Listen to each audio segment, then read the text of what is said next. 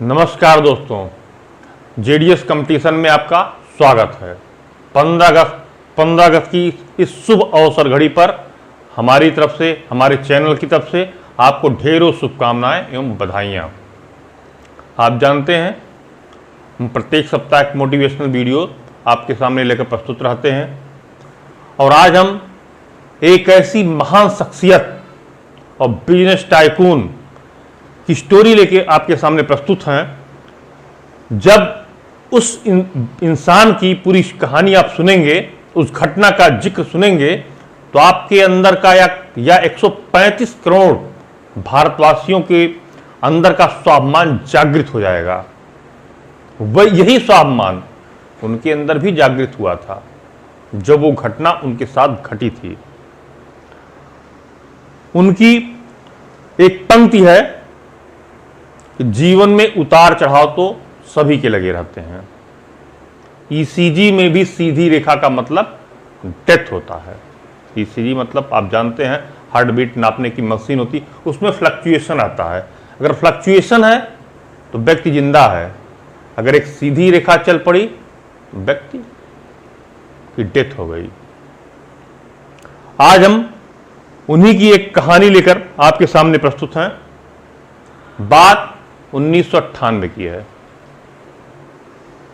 जब रतन टाटा, जी हाँ, हम रतन टाटा के बारे में ही बात कर रहे हैं।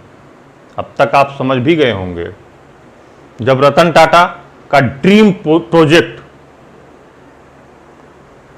जो कि उन्होंने बहुत मेहनत किया था उस प्रोजेक्ट को बनाने के लिए, वो ड्रीम प्रोजेक्ट था इंडिका कार। उसको 98 में उन्होंने दिसंबर 98 में लॉन्च किया। अथक परिश्रम के बाद तो एक साल तक वो मार्केट में वो कार टिक नहीं सकी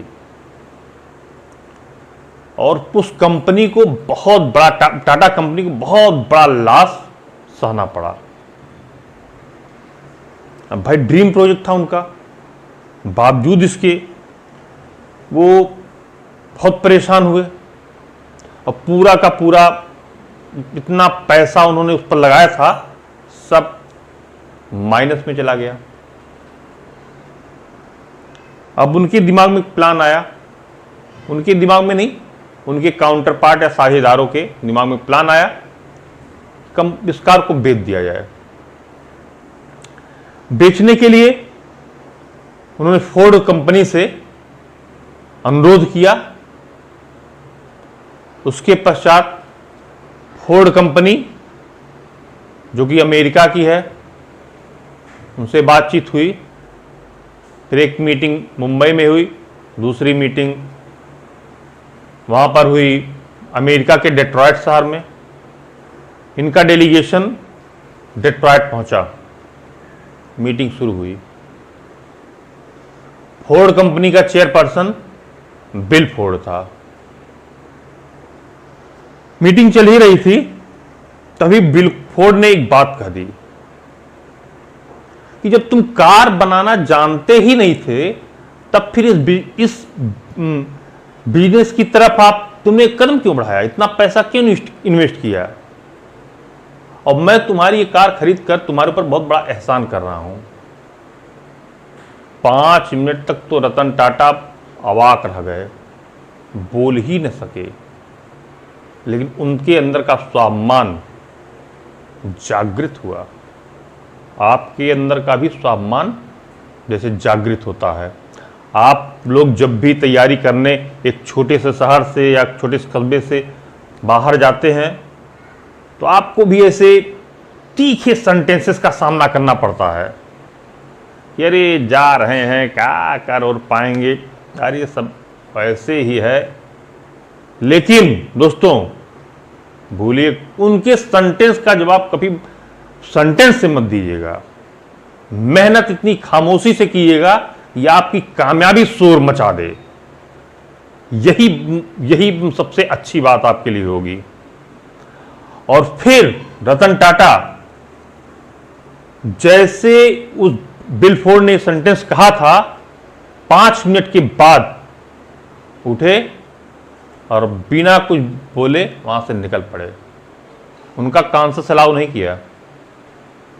प्लेन में अपने डेलीगेशन के साथ चल पड़े, मुंबई के लिए रवाना हो गए। लेकिन बहुत परेशान थे। मुंबई पहुंचे, 2-3 दिनों तक बहुत डिस्टर्ब चल रहे थे, लेकिन हार नहीं माने।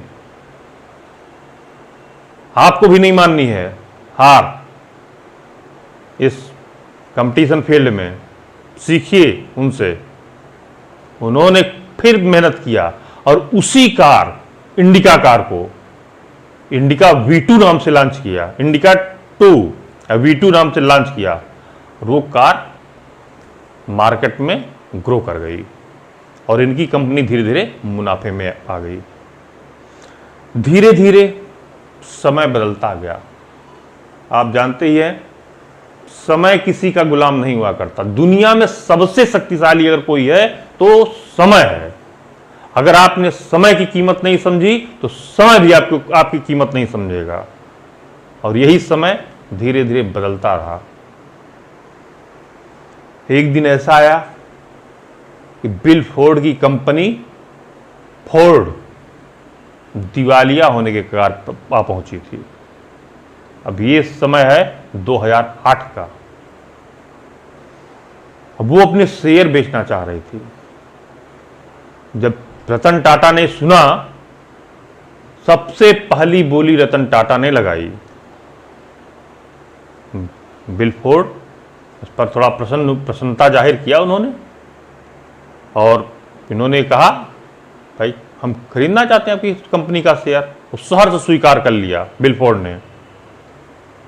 अब की बारी थी रतन टाटा की।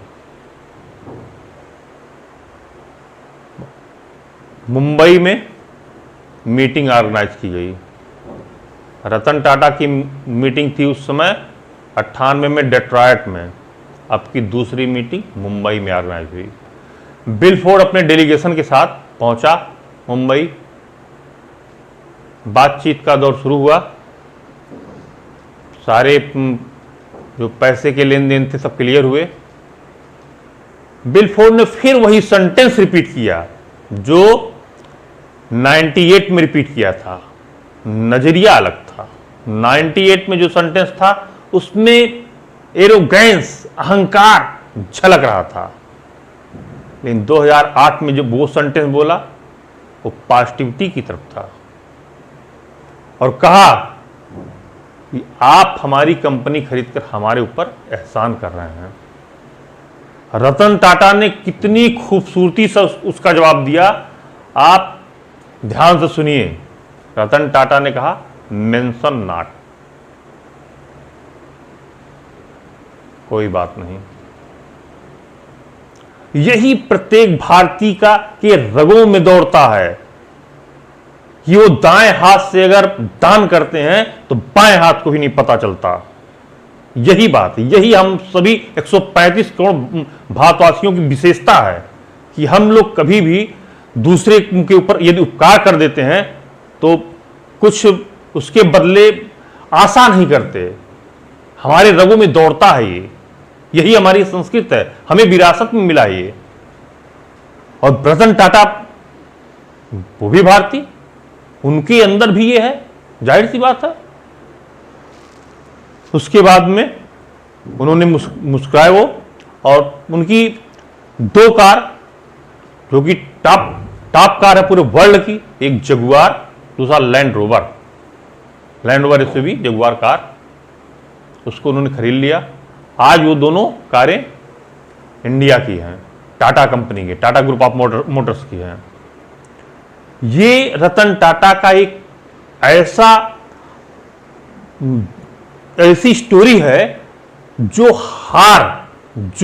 हार उन्हें मिली थी उसको उन्होंने जीत में तब्दील कर दिया।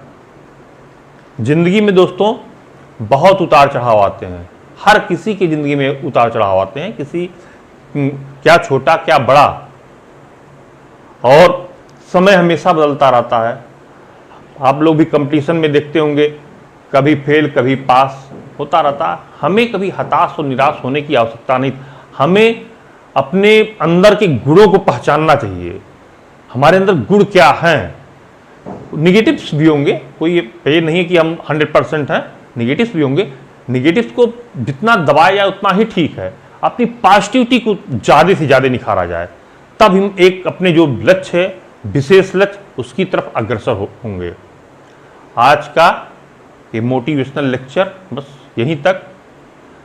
फिर अगले सप्ताह हम मिलेंगे किसी अच्छे शख्सियत से या किसी अच्छी स्टोरी से, जो भी हमको लगेगा एक सप्ताह के अंदर कि हाँ ये सुनाया जाना चाहिए, तो फिर सुनाएंगे। धन्यवाद दोस्तों, नमस्कार।